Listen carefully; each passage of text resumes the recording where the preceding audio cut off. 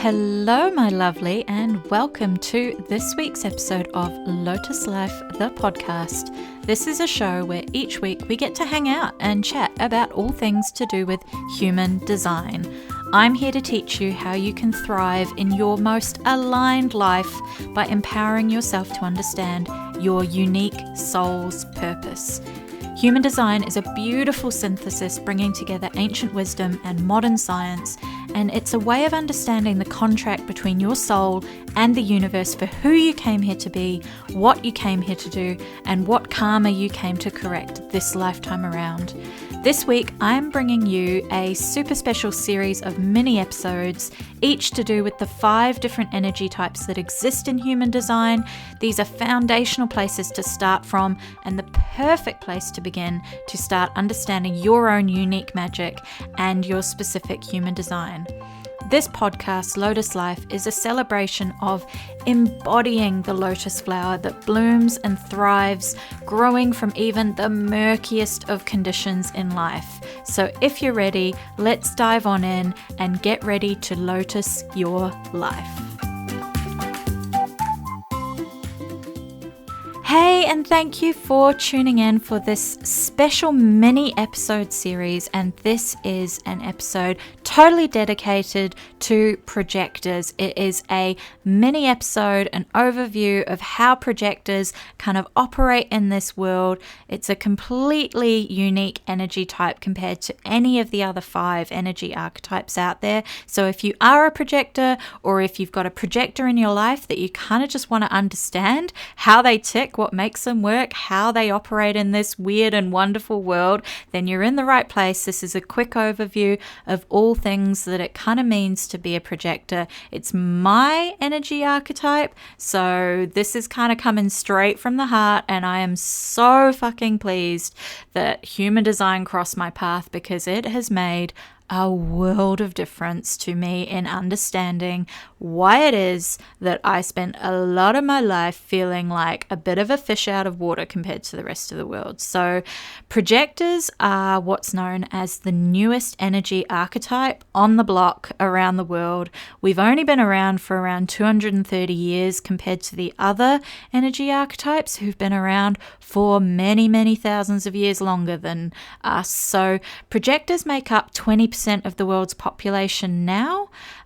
Since then, that 230 years, we've started to kind of come down more and more and more and choose to, I guess, exist on this planet. And it's just been a shift in, I guess, the way the world's paradigm has been moving. It's been a shift towards more of a need for people who have got that ability to guide and see rather than being the doers. So if you think about it, 200 odd years ago, our society was far more concerned with just kind of the day-to-day of survival. Like, am I going to be able to get through my life, raising my children, having somewhere to live, being safe and being warm and being clothed? Whereas nowadays, we've got more of that ability to have people who are here to kind of guide the rest of the tribe, guide our collective consciousness, and interact with the other energy types who are still here to kind of be the energy and the doers on this planet. So a projector's energy type is literally named after the way their aura behaves or interacts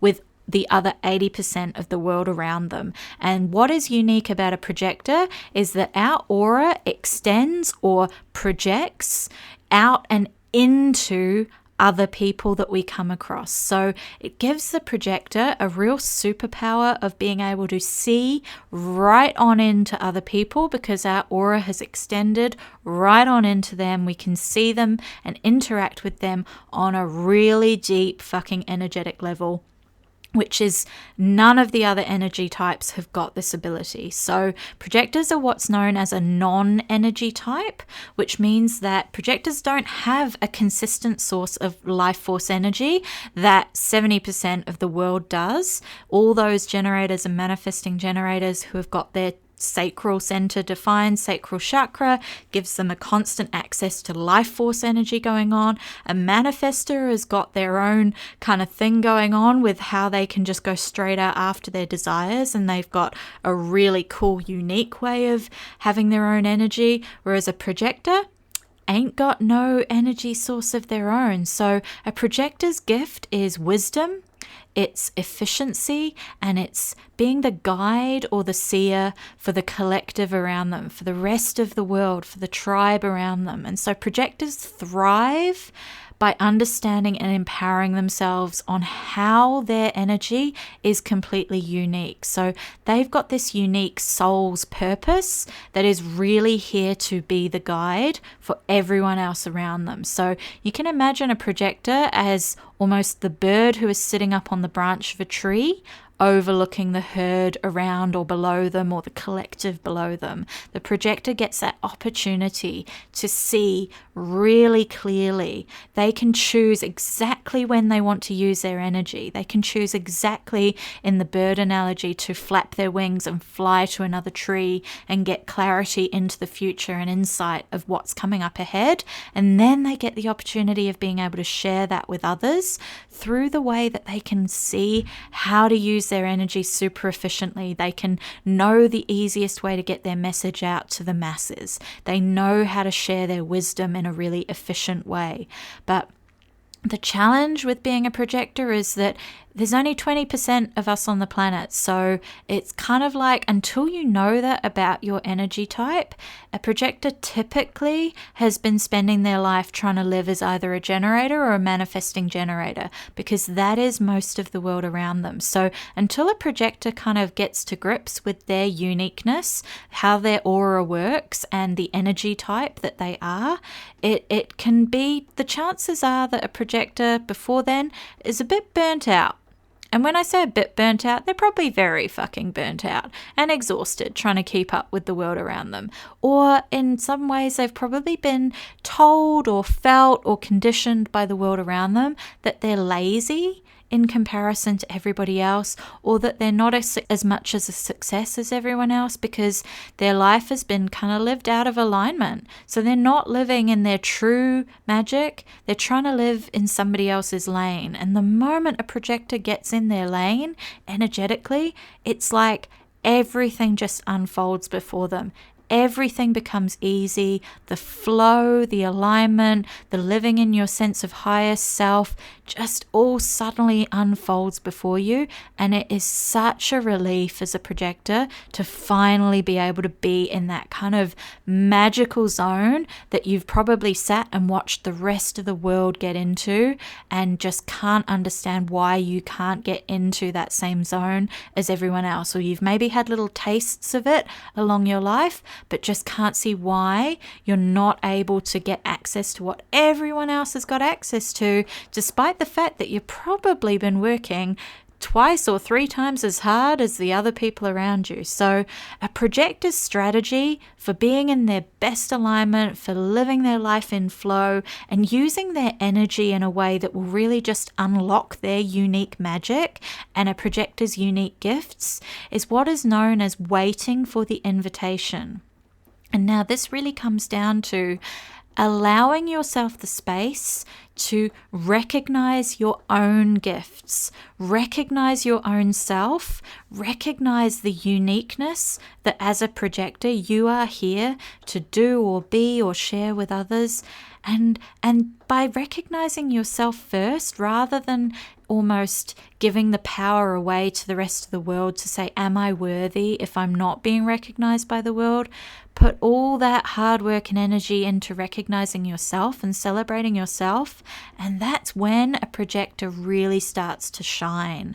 Their aura and that just magnetic quality and open quality that a projector does have can be so easily spotted by others around them, because they're shining. They're sparkly. They're living in their own alignment and doing their own thing and honing in on their own niche. That's a projector's golden ticket, is to find their niche that they love, or their several niches that they love, and just allow themselves the space to be in that magical kind of in between. They might be still waiting for an invitation to come in from someone else to either be part of something or join a cause or take part or work with someone else, or a client coming and inviting them to share their insight.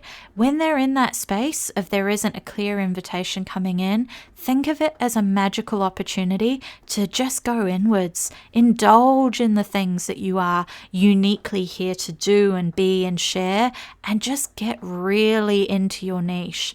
And then a projector can wait for that invitation with confidence in themselves, with just complete self-compassion and real self-understanding. And then when that invitation comes in from someone else or from another energetic source, a projector can respond by sharing their insight, sharing their wisdom, sharing their guidance, their wisdom, their everything that they've got to give to the world. But the first part is to wait, and to wait for that clear invitation to come in. And then it's just everything magically unfolds before you as a projector. And so it's an energy type, it's a strategy that is so unique to the rest of the world.